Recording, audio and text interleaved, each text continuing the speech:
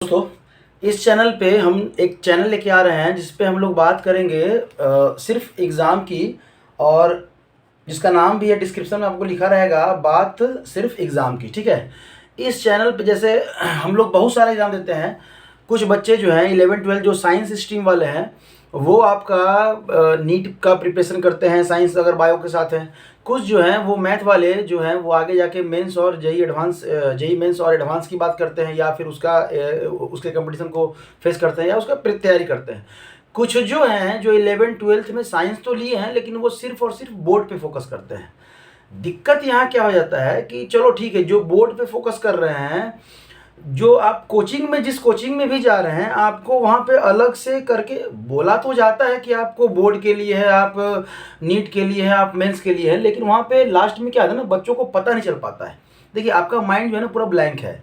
आप पहली बार 10th के बाद गए हैं, दुनिया अलग हो जाता है। यहाँ तक जिस 10th में आप साइंस में मात्र 10 चैप्टर पढ़ के आप वहाँ पहुँच रहे हैं, वहाँ आप 11th में जाएंगे तो एक पर्टिकुलर एक सब्जेक्ट में 15-16 चैप्टर होगा। ठीक है, मिनिमम कह सकते हैं। तो कहने का मतलब कहानी चेंज हो गया, हर चीज़ चेंज हो जाता है वहाँ से।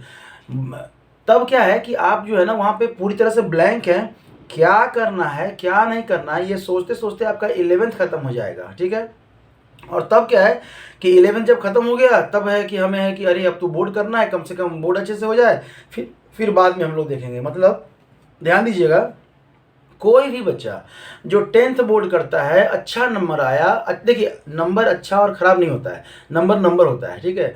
आप ये नहीं कह सकते हैं कि जो बच्चे जो है ना बोर्ड में 60% से 70% के बीच में नंबर लाए हैं, वो आगे जाके कुछ नहीं कर सकते हैं। आप ये भी नहीं कह सकते हैं डेफिनेटली कि जो बच्चे बोर्ड में 90 to 100 के बीच में नंबर लाए हैं, वो बहुत कुछ कर लिए हैं। ऐसा कहीं कुछ नहीं है।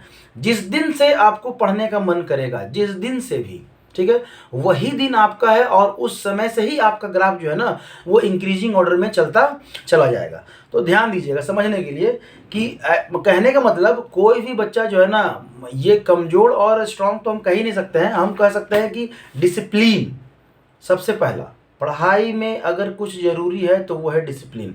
इवन आप देखेंगे कि डिसिप्लिन तो हर चीज़ में, चाहे आप एक छोटा सा बिजनेस कर रहे हो, चाहे एक बड़ा बिजनेस कर रहे हो, या कुछ भी कर रहे हो, अगर डिसिप्लिन मैनर में कर रहे हो, एक पर्टिकुलर टाइम पे कर रहे हो, तो वो आप सक्सेस करते हैं। उसी तरह से आपका ये स्टडी भी है कि अगर आप 11th में जा रहे हैं, तो 11th तो हम लोग मैक्सिमम 90% बच्चे जिनके कि गार्जियन बैकग्राउंड में अगर कुछ पढ़े लिखे लोग नहीं हैं या कंपटीशन फेस नहीं किए हैं, तब क्या है कि 90% से ज़्यादा, हम 90% से बस ज़्यादा बोल रहे हैं संतुष्टि के लिए कि चलो 10% तो ऐसे हैं, नहीं तो ये संख्या और भी ज़्यादा है परसेंटेज, कि जो बच्चे जो है ना, इनका ये पता चलते चलते कि हमें करना क्या है, 11th ख़त्म हो जाता है, वो सीधा 12th में पहुंचते हैं। कंपटीशन में 11th और 12th दोनों का पोर्शन रहता है। तो ये बताइए कि 11th और 12th, और लगभग आपका 50-50 का रेशियो मान के चल सकते हैं। कभी आप 45-55 कह सकते हैं, कभी 49-51 कह सकते हैं। मतलब मिनिमम आप एवरेज, ऑन एन एवरेज देखें तो 50-50 कह लीजिए ना, 11th और 12th।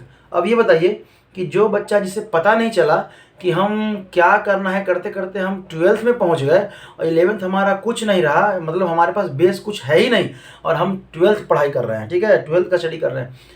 बोर्ड तो आपका हो जाएगा, क्यों? क्योंकि बोर्ड में आपका सिर्फ और सिर्फ 12th से पूछता है। ये कहने की बात है कि सिर्फ और सिर्फ 12th से पूछता है, लेकिन जिन बच्चों का 11th नहीं अच्छा है, वो 12th में कभी भी 75% से एबव स्कोर नहीं कर पाएंगे, चाहे कितना भी अच्छा से 12th वो क्यों ना पढ़ लें। क्यों? क्योंकि उनका बहुत बड़ा पोर्शन जो बेस है वो छूटा हुआ है। फॉर एग्जाम्पल हम कहते हैं कि मोल कंसेप्ट, केमिस्ट्री का एक पेपर लेते हैं, आपको बताते हैं कि मोल कंसेप्ट आपको पढ़ना है 11th में। उसका एप्लीकेशन आप देखिएगा कि आप सॉल्यूशन जो चैप्टर है 12th का, वहाँ भी पढ़ना है। इवन मोल तो कह सकते हैं कि फिजिकल के हर चैप्टर में है, तो अगर वहीं से कंसेप्ट नहीं आएगा तो यहाँ से आप कैसे कर पाएंगे। फॉर एग्जाम्पल था ये, ठीक है। तब क्या है कि हमें किस एग्ज़ाम का प्रिपेयर करना है, हम किसके लिए आए हैं, बाहर, घर से बाहर निकले हैं या घर पे रह के कर रहे हैं, ऑनलाइन कर रहे हैं, ऑफलाइन कर रहे हैं, ये मैटर नहीं करता है। मैटर ये करता है कि आप किस स्ट्रेटजी के साथ जो है ना अपने आप को डिलीवर कर रहे हैं और आगे बढ़ रहे हैं। तब है कि अगर बोर्ड वाले आप बच्चे हैं, तो आप कोई भी चैप्टर पढ़ें तो ये ध्यान दीजिए कि आपके इस चैप्टर से बोर्ड में क्या पूछा जा रहा है। यही सब जानकारी हम लोग लेके आए हैं कि एक चैप्टर अगर आप पढ़े तो बोर्ड के पॉइंट ऑफ व्यू से कितना इंपॉर्टेंट है, किस किस पोर्शन। देखिए एक चैप्टर के सारे पोर्शन से क्वेश्चन कभी नहीं पूछे जाते, ठीक है। आप क्वेश्चन बैंक उठा के देख लें, एक चैप्टर के पर्टिकुलर पोर्शन से ही पूछे जाते हैं और लगभग वही ट्रेंड चलता आ रहा है, चाहे आप 11-12 की बात करें या आप कंपटीशन की बात करें। यही बात हम लोग इस चैनल पे आपको करेंगे। इस पे हम लोग वीडियो लेके आएंगे जिसमें कि कोई एक चैप्टर उठाएंगे। जैसे अगर केमिस्ट्री की बात करें तो हम लोग अगर केमिस्ट्री की बात करते हैं 12th का सॉलिड स्टेट, तो सॉलिड स्टेट को उठाएंगे। आपका सॉलिड स्टेट से क्या क्वेश्चन पूछता है बिहार बोर्ड के बच्चे, मतलब बिहार बोर्ड में, और आपका इवन सीबीएसई में तो उसको एलिमिनेट ही कर दिया है 12th से, तो सीबीएसई में तो पूछने का चांस ही नहीं। बिहार बोर्ड में क्या क्वेश्चन पूछता है उस चैप्टर से, सेम उसी चैप्टर से आपके नीट के एग्ज़ाम में कैसा क्वेश्चन रहता है या किस पोर्शन से पूछा जाता है। आप जेई मेंस का तैयारी कर रहे हैं, एडवांस में बैठने की इच्छा रखते हैं, तब उस चैप्टर से आपको कितना ध्यान देना है, किस किस क्वेश्चन पे सबसे ज़्यादा ट्रेस करना है। देखिए हमारा कहना यह है कि हम पढ़ने के लिए हम सारे पोर्शंस को पढ़ेंगे, सारे चैप्टर के हर एक टॉपिक को पढ़ेंगे, लेकिन एग्ज़ाम के टाइम पे जब हमारा समय कम है, हमें क्विक रिवीजन की बात आ रही है जहाँ पे, वहाँ पे हम क्या करेंगे कि अगर हम सारा लेके पढ़ने बैठे तब तो होने से रहा, फिर तो आप सोच लीजिए कि 3-4 साल आप जो है पंचवर्षीय योजना में चले जाएंगे। मेंस आपको उतना टाइम भी नहीं देगा। नीट में तो आपका एज लिमिट है नहीं, तो आप 1 साल 2 साल 4 साल भी लगा सकते हैं, लेकिन ये प्रोडक्टिव बात नहीं है। प्रोडक्टिव बात यह है कि आप कम से कम अटेम्प्ट में आप अपने गोल को अचीव कर लें। तो इस चैनल पे हम लोग यही बात करेंगे और हर एकदम बाइफर्केशन कि एक चैप्टर हम पढ़े हैं, इसमें क्या क्या टॉपिक है सबसे पहला, प्लस बोर्ड के पॉइंट ऑफ व्यू से क्या टॉपिक इंपॉर्टेंट है उसके क्वेश्चंस को हम लोग देखेंगे, उसके आंसर्स को भी करेंगे। नीट के पॉइंट ऑफ व्यू से भी क्या आपका क्वेश्चन इंपॉर्टेंट है उसको भी देखेंगे, और मेंस के पॉइंट ऑफ व्यू से क्या इंपॉर्टेंट है। फॉर एग्जांपल इस बार नीट का पेपर 2023 में जो नीट का पेपर हुआ, लगभग बहुत सारा मतलब कमेंट वगैरह देख रहे हैं बच्चों का, या रिव्यू सामने से भी अगर हम लोग देख रहे हैं तो बच्चे बोल रहे हैं कि बहुत ही है ना हार्ड पेपर था केमिस्ट्री का। ऐसा कुछ मतलब हमें नहीं लग रहा है। एज ए टीचर हम कह सकते हैं, एज ए स्टूडेंट ठीक है, आप चूँकि 3 पेपर का आप तैयारी करते हैं, आपके ऊपर प्रेशर होता है, बर्डन होता है, तो आप कह सकते हैं, लेकिन समझने के लिए बहुत सारे नीट के बच्चे एक तो गलत फहमी बैठा हुआ है। क्या गलत फहमी बैठा हुआ है कि हम जो है ना एडवांस का बना लेंगे, जेई मेंस का बना लेंगे, एडवांस का क्वेश्चन बना लेंगे तो नीट का तो बन ही जाएगा। सबसे पहले तो ये गलत फहमी को आप हटाइए कि आप नीट और मेंस का क्वेश्चन बनाएंगे, नीट की तैयारी कर रहे हैं और मेंस और एडवांस का क्वेश्चन बनाएंगे तो आप नीट में बहुत अच्छा स्कोर करेंगे। ये गलत फहमी को हटाइए।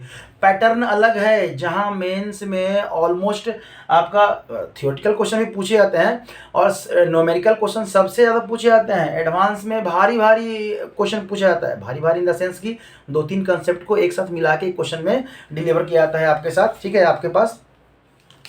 तब क्या है, लेकिन नीट का अगर आप पेपर देखिएगा तो एकदम to the point, putting the value getting the result वाला सिस्टम होता है।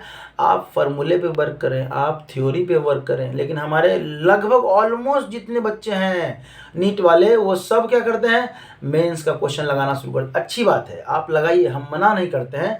आप नीट का क्वेश्चन, नीट का तैयारी कर रहे हैं, आप मेंस का क्वेश्चन लगा रहे हैं, बहुत अच्छी बात है। इससे फ़ायदा क्या होगा कि आपका न्यूमेरिकल पोर्शन थोड़ा मजबूत हो जाएगा, लेकिन आप बस मजबूत करें, ठीक है। जैसे जैसे आपका एग्ज़ाम नज़दीक आता चला जाएगा, आप अपने पैटर्न के क्वेश्चंस को समझें कि आपका जो एग्ज़ाम है वो किस पैटर्न पे क्वेश्चन पूछेगा और आपको किस पैटर्न पे आंसर करना है।